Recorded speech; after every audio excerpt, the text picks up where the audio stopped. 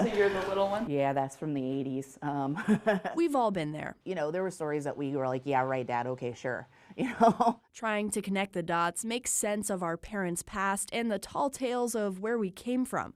Dodie Gill's parents had ideas. My mom had this whole story about a man from Europe came to America and California, and he met a princess of the tribe. And But she's determined to find the truth. I just wanted to see how far back they could go. This is actually her second DNA test. She wasn't quite satisfied with the first one. I think I got it. My mom's background wasn't coming up. All it takes is a little saliva. Well, this one you have to have a lot of spit to put in there. And all the information that comes with it.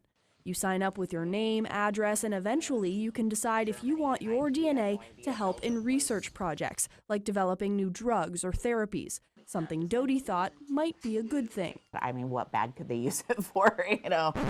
People may not know what they're getting themselves into. Catherine Drabiak knows. She's a professor at the University of South Florida who's researched what can happen to your DNA. She says, like Dodie, most people think giving their DNA to research is a good thing.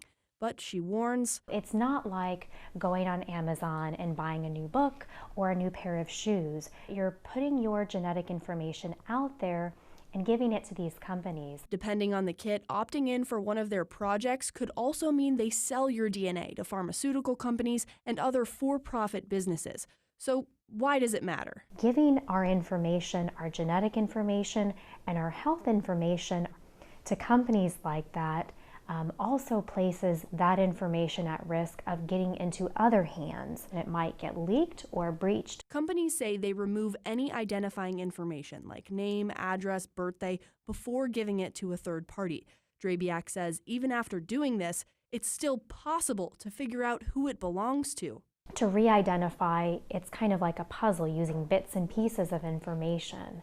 You can go online and find addresses and voter registration records. Luckily, there are protections. The Federal Genetic Information Non-Discrimination Act, or GINA, makes it illegal for your genetic info to be used against you. That's by your boss or for health insurance.